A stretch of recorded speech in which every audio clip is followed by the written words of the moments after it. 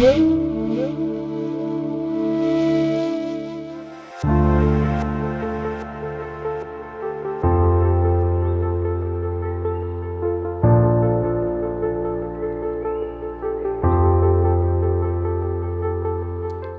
कृष्णा।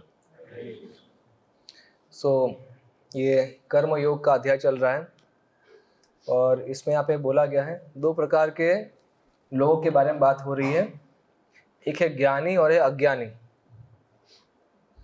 ज्ञानी माने इंटेलिजेंट, है ना, जिसको बुद्धि है ना। बुद्धि वाले लोग और अज्ञानी, जिसको पता ही नहीं है कि क्या करना है। मान लो कि किसी पास बहुत पैसे हो, ओके, तो एक इंसान जुए में सारे उड़ा दिए, सारे पैसे जुए में उड़ा दिए और कंगाल बन गया। और दूसरे इंसान ने उसका सदुपयोग किया, कहीं और जगह पे इन्वेस्ट किया, तो उसका 2 गुना हो गया।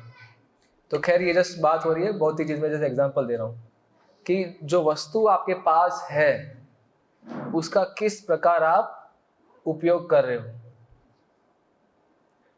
यहाँ पे बात हो रही थी अभी पैसे की। वास्तव में यहाँ पे किस बारे में बात हो रही है? अज्ञानी और ज्ञान की किस बारे में बात हो रही है?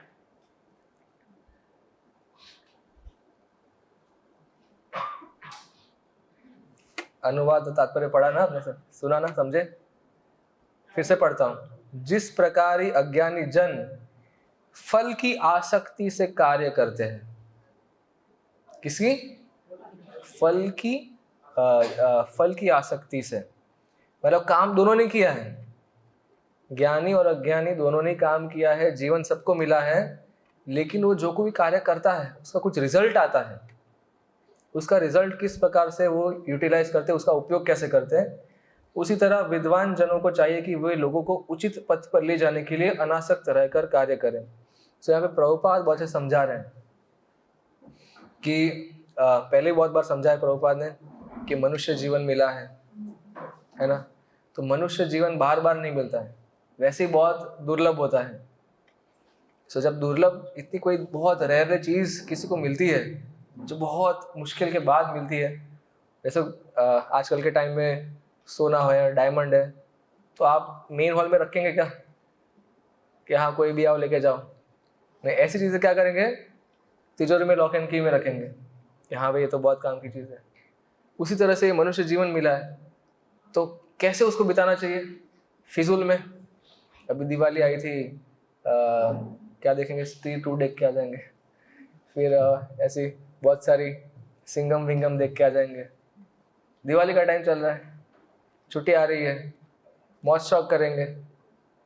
कैसे आपका टाइम का यूटिलाइज कर रहे हो? खुद के एंजॉयमेंट के लिए या फिर भगवान के एंजॉयमेंट के लिए? तो ये ज्ञानी और अज्ञानी का डिफरेंस दिखाया गया है।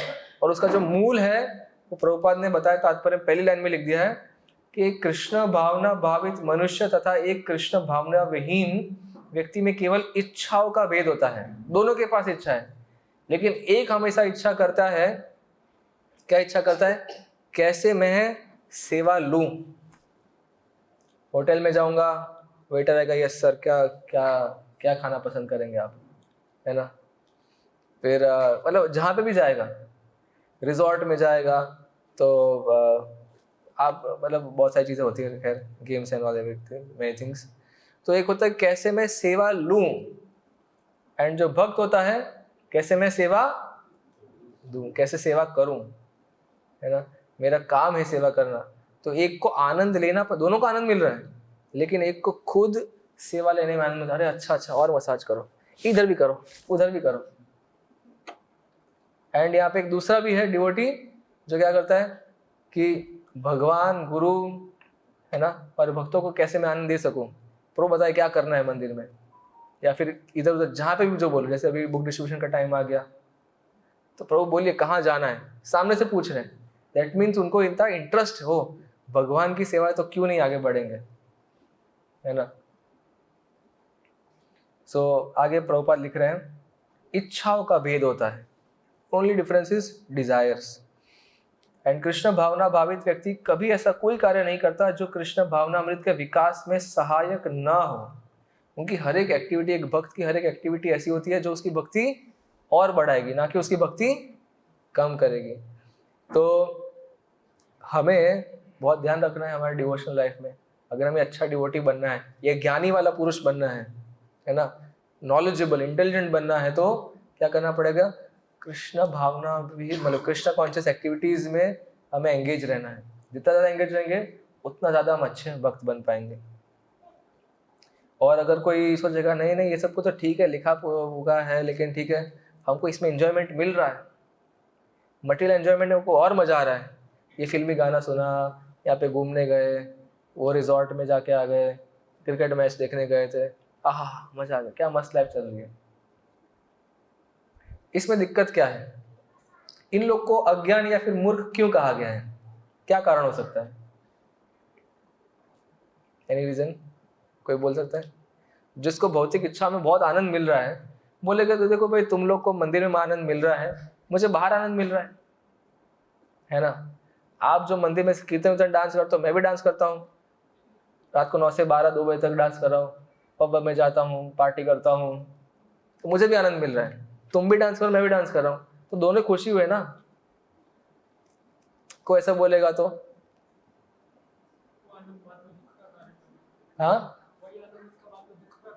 हाँ करेक्ट, वेरी नाइस। अंतवंत इमे देहा, कि उसका एक शुरुआत भी है, वो भौतिक आनंद का एक अंत भी है। और कोई कारण? क्षणिक है, यस वेरी नाइस। और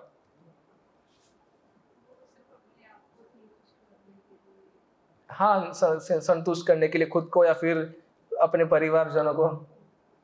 मेन जो रूट कॉज है इन सभी का, ये भौतिक आनंद होगा या फिर भौतिक इच्छा होगा, वो के अनंत है। अनंत मीन्स समुद्र के जैसे, समुद्र में लहरें कैसी अनंत आती है, वैसे भौतिक इच्छाएं भी अनंत आती रहती है। एक इच्छा खत्म नहीं दूसरी इच्छा, एक इच्छा खत्म नहीं तीसरी इच्छा, ये आना, ये दिक्कत है।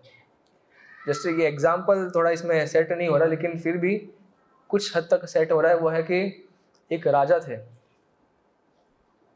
बहुत फेमस राजा, हम सब ने सुना है, उनका नाम है दशरथ महाराज। दशरथ महाराज कौन से नगर के राजा थे? उनका राज्य का नाम क्या था? अयोध्या। अयोध्या का मीनिंग है कि अयुध्य, जिसको कोई हरा नहीं सकता, इतना स्ट्रॉन्ग। और जैसे अभी जब कृष्ण थे तो उस टाइम पे जो पूरा पृथ्वी का जो सेंटर था, कैपिटल, जहाँ से पूरा राज्य पूरा पृथ्वी को रूल करते थे, उसका नाम था हस्तिनापुर। जब राम भगवान थे, जब दशरथ महाराज थे, तो उस टाइम पे अयोध्या था, अयोध्या नगरी जो थी वो कैपिटल थी। सो अयुध्य, जिससे कोई युद्ध नहीं कर सकता, जो युद्ध करने के लायक भी नहीं है ना, कोई ऐसा कोई जन्म भी नहीं जो उनको हरा भी सके ऐसा। तो दशरथ महाराज ने 60,000 वर्षों तक अयोध्या नगरी के राजा थे, मतलब पूरे पृथ्वी के सम्राट थे वो, चक्रवर्ती सम्राट। चक्रवर्ती सम्राट मीन्स कि उनको कोई परास्त नहीं कर सकता, उनका कोई कंपटीशन नहीं है, पूरे पृथ्वी पर उनका ही राज चलता है।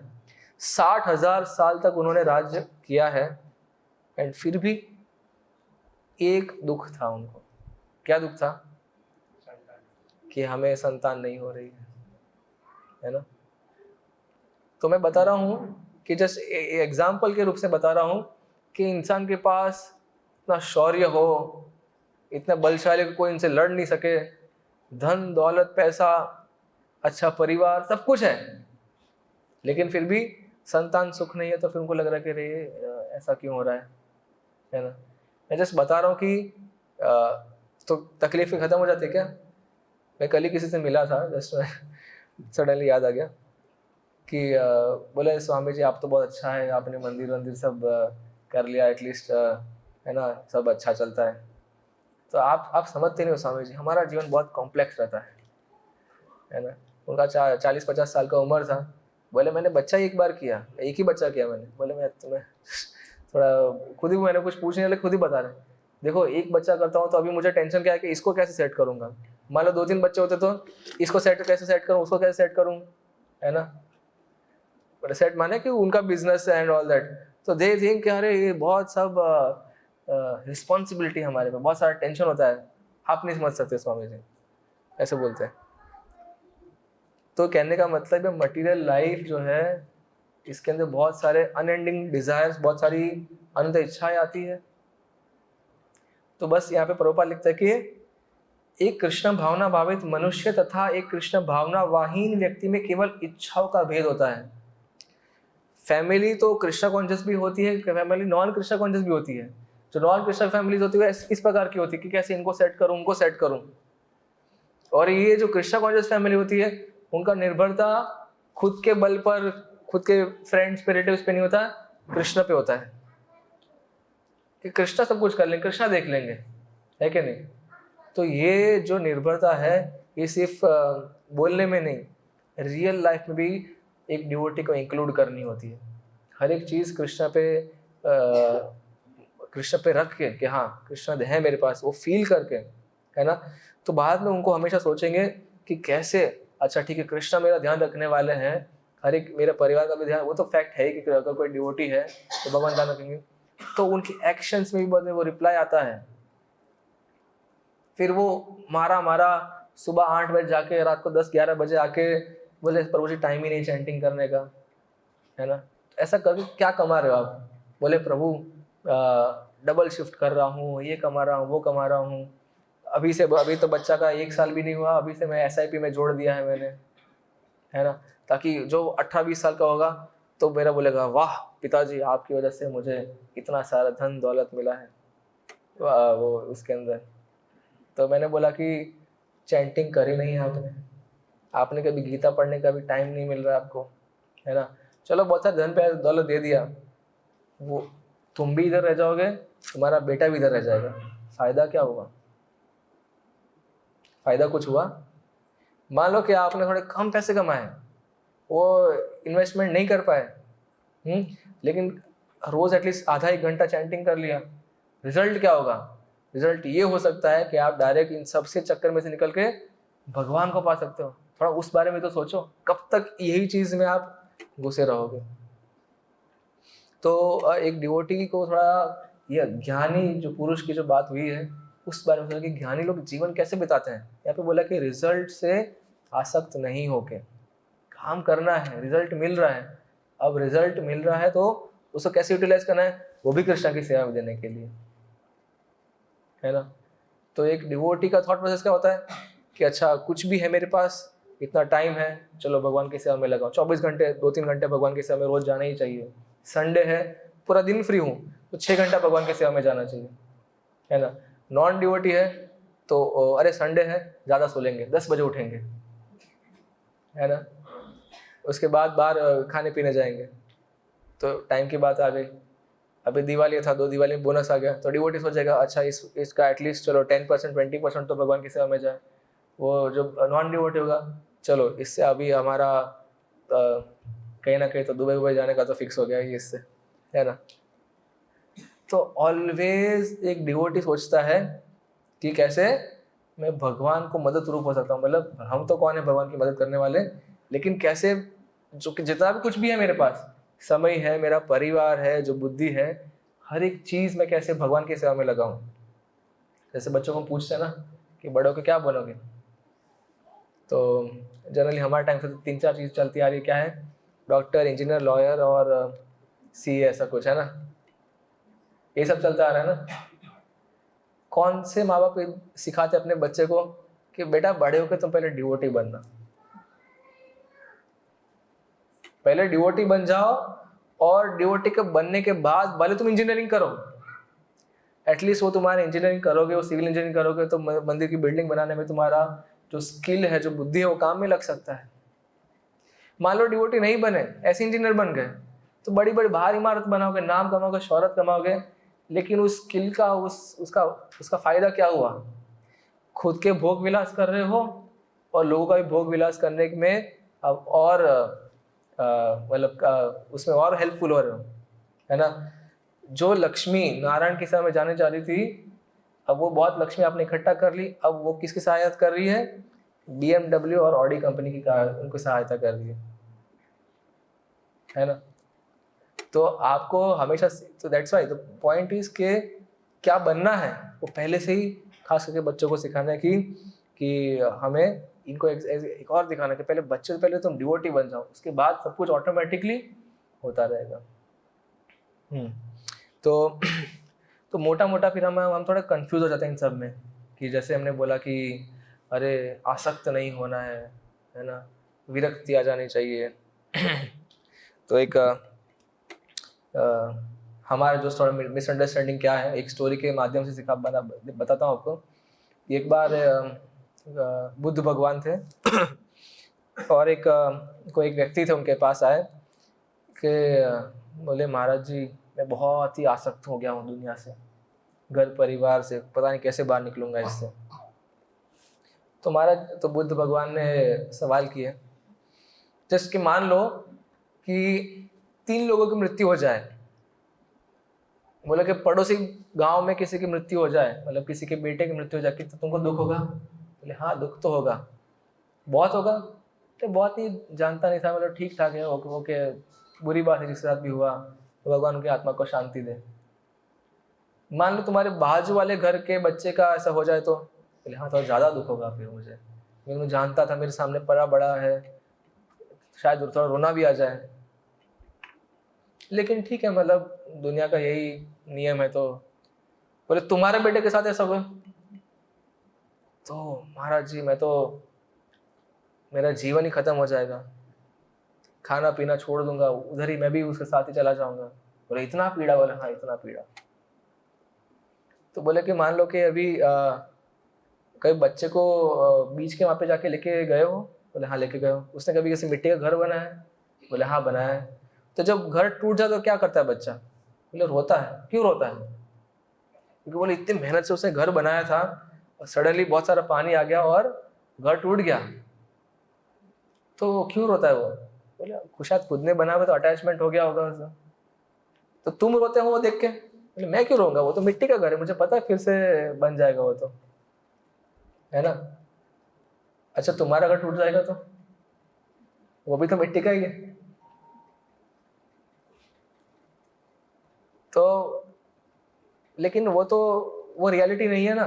मैं बोले तो बुद्ध भगवान बोले कि अरे ये कौन सी रियलिटी है, ये जो तुमने घर बनाया है, घर पर परिवार है, वो एक दिन तो टूटने ही वाला है, आज नहीं तो कल, कभी ना कभी टूटने ही वाला है, तो ये भी तो कौन सी रियलिटी है? बोले हाँ सही बात है आपकी।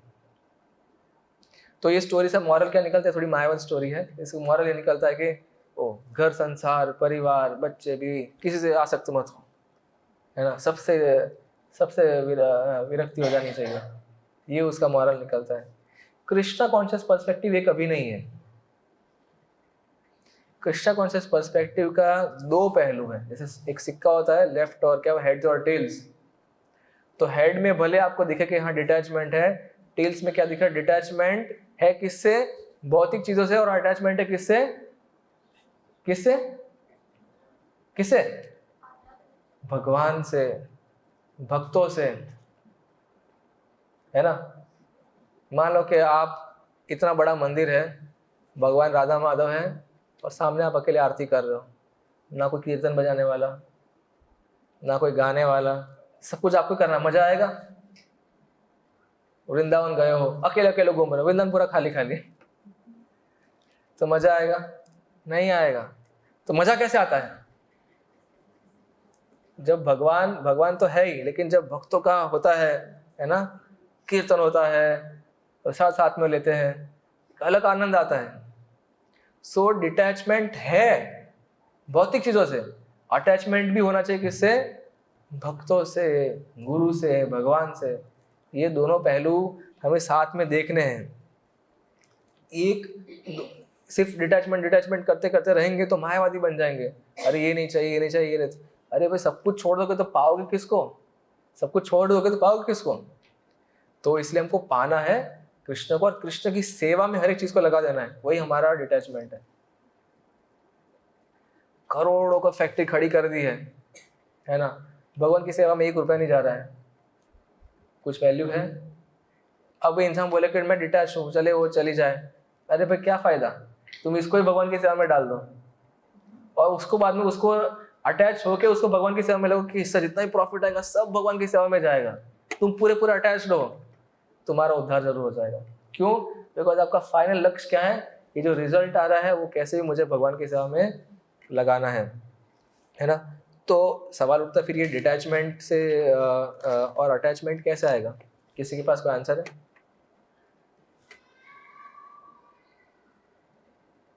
यस, खुद अंदर के आधार में। और आध्यात्मिक ज्ञान अंदर कहाँ से कौन देगा?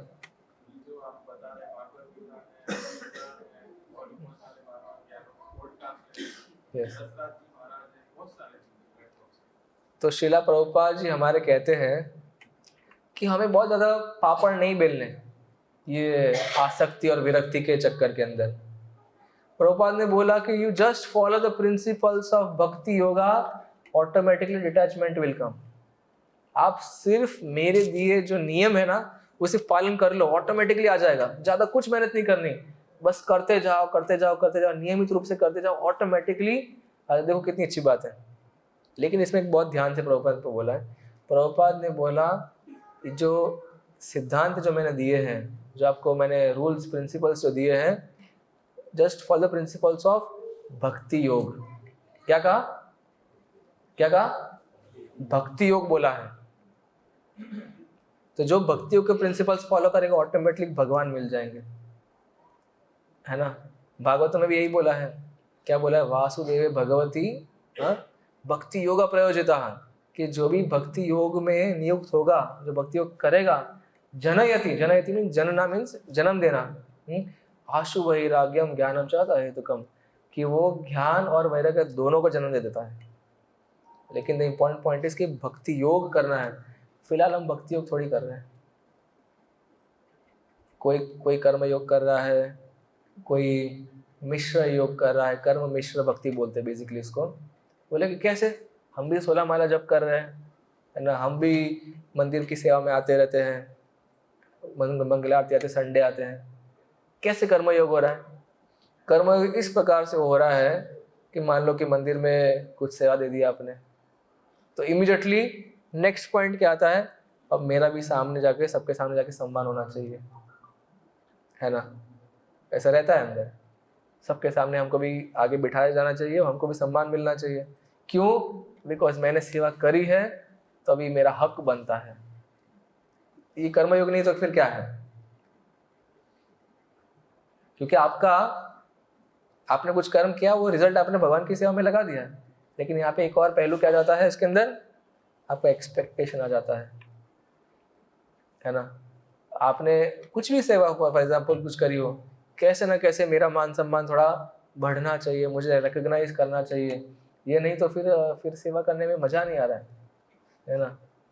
तो ये जो मान सम्मान प्रतिष्ठा जो चीज़ है, ये भक्ति में नहीं होनी चाहिए।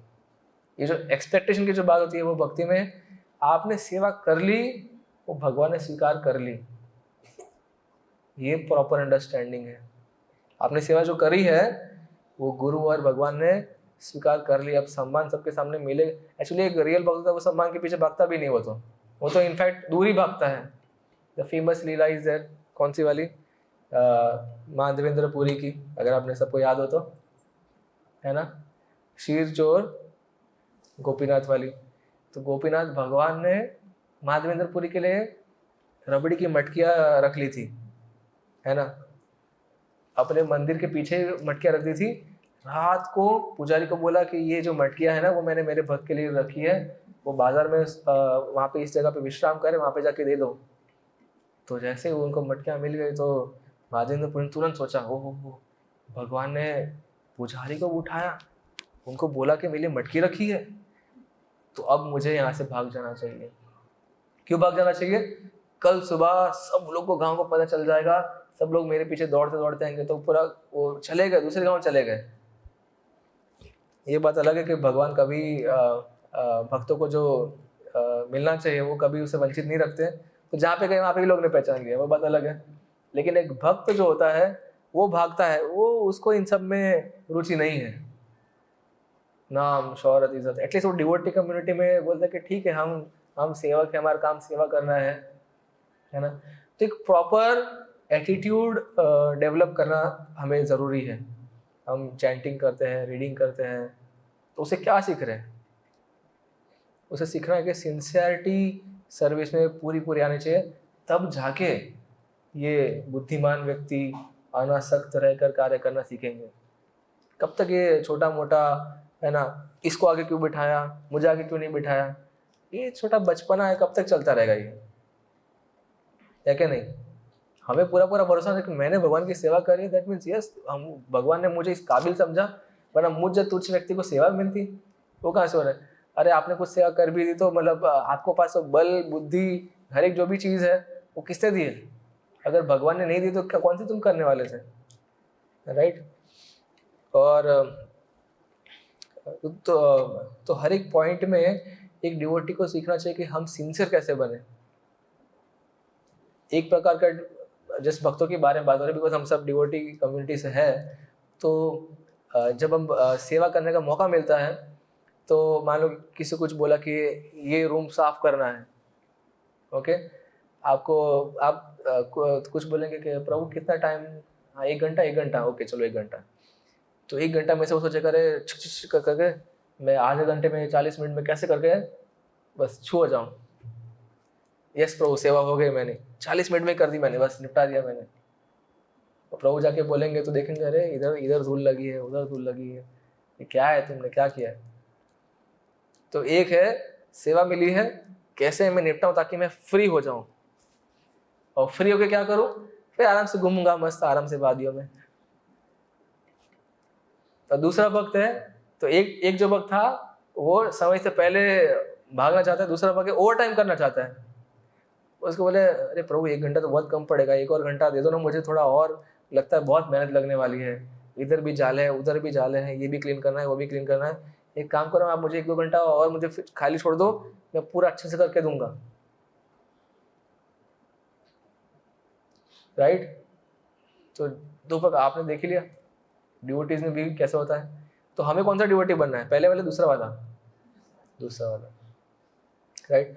तो ये जब होता है ना तो इस प्रकार से भगवान देख रहे हैं हमें कि अच्छा अब एक्चुअली अच्छा भक्त बन रहा है, अब ये रियली एक प्रॉपर डिवोटिक गुण डेवलप कर रहा है, और इस गुण से देन भगवान बहुत आकर्षित होते हैं कि हाँ और सेवा मिलेगी और सेवा मिलेगी। और जो भाग रहा है उसको सेवा भी कमी मिलेगी, बिकॉज उसको सेवा करने में इंटरेस्ट नहीं है। तो यानी बात हो रही थी आसक्ति और विरक्ति की। आसक्ति कैसे डेवलप करेंगे? प्रभुपाद ने बोला यस आप मेरे प्रिंसिपल्स फॉलो कीजिए, 16 माला जप कीजिए, है ना, साधना अच्छे से कीजिए, सेवा अच्छे से कीजिए। आसक्ति का एक और सीक्रेट है, जैसे फेमस श्लोका इज कि संघात संजयते कामः, है ना, ध्याय तो विषय को, अब भौतिक चीज पे ध्यान करो, भौतिक चीज में आगे बढ़ जाओगे, और अगर आप स्पिरिचुअल चीज में ध्यान करोगे स्पिरिचुअल, तो अगर आप डिवोटी से अटैच हो जाओगे, भक्तों से अटैच होगा, जो ऑटोमेटिकली भक्तों के संग में जब आप आओगे तो क्या सीखोगे कि भक्ति कैसे करनी है। तो ये जो अटैचमेंट जो होना चाहिए, अगर वो आप भक्तों से ही अटैचमेंट हो जाएगा, ऑटोमेटिकली भक्ति और कृष्णा से भी अटैचमेंट हो ही जाएगा। It is very simple. क्योंकि भक्तों की संगति के अंदर थोड़ी ये सीखने में आएगा अरे मटेरियली ये ऐसे ऐसे कैसे जाएंगे, उधर कैसे जाएंगे। कोई बातचीत करेगा कि दुबई में बुर्ज खलीफा देखा क्या तूने, ऐसा कोई बात करेगा? नहीं देखेगा। कोई ऐसे किसी को इस प्रकार की बात का में इंटरेस्ट ही नहीं है। वो ये बोलेंगे अच्छा वृंदावन में आज मैंने इस बार ये नई लीला स्थली देखी है, आप भी कभी जाना, है ना। तो सामने वाले को अच्छा इंटरेस्ट आएगा, अच्छा क्या लीला स्थली है, यहाँ पे क्या लीला हुई है, कैसे जाना है। तो आपके मन में नेक्स्ट टाइम अगर नेक्स्ट टाइम मैं कभी जाऊँगा तो उधर भी मुझे जाना है ही, राइट। सो भक्तों से अगर आप अटैचमेंट डेवलप करेंगे तो ऑटोमेटिकली भगवान और भगवान की भक्ति दोनों से अटैचमेंट आ जाएगा, है ना। सो विद दैट एक डिवोटी, जैसे मैंने कहा था कि Prabhupada says in one of his book nectar of instruction में लिखा है कि advancement of a devotee depends on the attitude of the follower.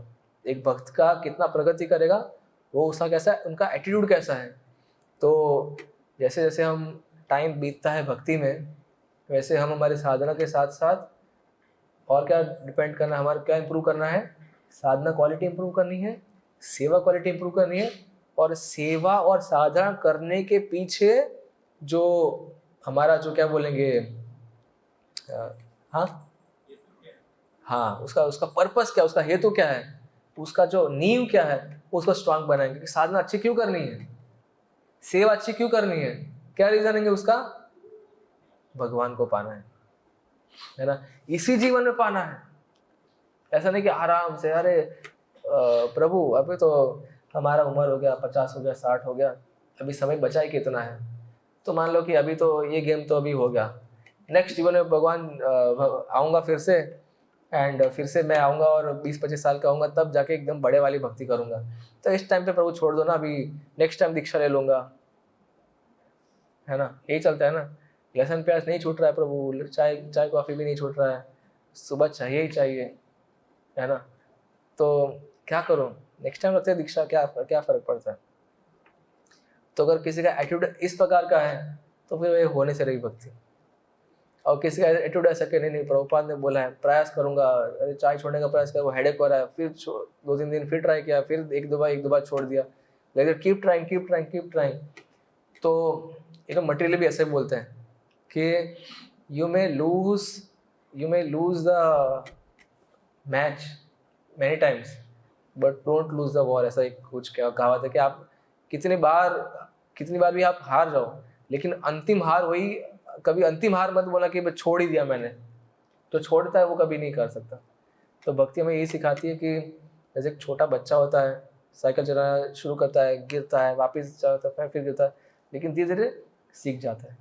तो उसी भक्ति में भी थोड़ा ऐसा होता है, प्रयास करेंगे, एक दिन में थोड़ी ऐसा आने वाला है कि हर एक चीज़ जो है हम हर एक चीज़ से अनासक्त होकर हर एक चीज़ को भक्ति में लगाएंगे, तो एक दिन में तो आने नहीं वाला है। लेकिन आपका एटीट्यूड कैसा है, अगर आपका एटीट्यूड है कि नहीं करना ही है, प्रभु ने बोला ही है ना, तो ज़्यादा फोकस करो साधना पे, अच्छे डिवोटी का एसोसिएशन लो। आप बोलेंगे प्रभु ये भी सेवा नहीं करता, वो भी सेवा नहीं करता, वो भी यहाँ पे गप्पे मारता है, तो सभी लोग गप्पे मारते तो फिर मैं क्यों इतना भक्ति करूँ। अरे भाई 50 लोग गप्पे मारते, 2 लोग अच्छे भी तो है, उनका क्यों आप नहीं ले रहे। अगर आपको इंस्पिरेशन लेना ही है, इतना ही आपको इंस्पिरेशन लेने का चस्का चढ़ा है, तो प्रभुपाद का लाइफ देख लो ना आप। प्रभुपाद इज देयर, वो भगवान के परम भक्त वैकुंठ धाम से खुद स्वयं आए हैं, लेकिन प्रभुपाद ने उनका जीवन काल में हर एक चीज़ बता दी है। काफ़ी बार लोगों को लगता है कि अरे प्रभु हम गृहस्थ ठहरे, हम तो मंदिर के बाहर ठहरे, हमारा भगवत धाम कैसे जाना पॉसिबल है, कि प्रभुपाद नहीं गए थे, मतलब प्रभुपाद भी तो बाहर ही थे, राइट, प्रभुपाद भी तो बाहर ही थे। लेकिन प्रभुपाद जब बाहर थे, मतलब व्हाट आई मीन बाहर मीन्स, प्रभुपाद के जो गुरु महाराज थे उन्होंने गौड़िया मठ शुरू किया था, प्रभुपाद उनका बिजनेस था, तो वो एज अ सन्यासी के रूप में तो गौड़िया मठ में नहीं थे, बिकॉज गौड़िया मठ में देयर इज ओनली सन्यासी सिस्टम, ओके। लेकिन प्रभुपाद ने क्या किया, मैं बिजनेस करता हूँ, जो भी प्रॉफिट आएगा एटलीस्ट जितना भी हो सके 20% 30% मैं गौड़िया मठ की सेवा में लगाऊंगा। बहुत ही नामचीन लोगों को, मंदिर के जो भी वरिष्ठ सन्यासी उनसे मिलवाऊंगा, कि ताकि मैं जुड़वा पाऊँ लोगों को और भक्ति में जुड़वा पाऊँ, ताकि मेरे गुरु महाराज को जो मिशन है वो आगे बढ़े। मैं 10 लोग को जानता हूँ, प्रभु लोग को थोड़ी पता ये लोग हैं, चलो मैं जाके मिलवा देता हूँ, इंट्रोडक्शन कराता हूँ, अब भक्ति लेनी नहीं लेनी, चलो एटलीस्ट मैं मेरा ड्यूटी तो करूँ, है कि नहीं। प्रभुपाद ने बॉम्बे में ब्रांच खोली, तो बॉम्बे का भी गौड़िया मठ प्रभुपाद ने ही बहुत इंस्ट्रूमेंटल थे, जगह देखना, जमीन देखना, खरीदवाने में हेल्प करना, बहुत सारा हर एक चीज़ में प्रभुपाद हेल्प किया, है ना।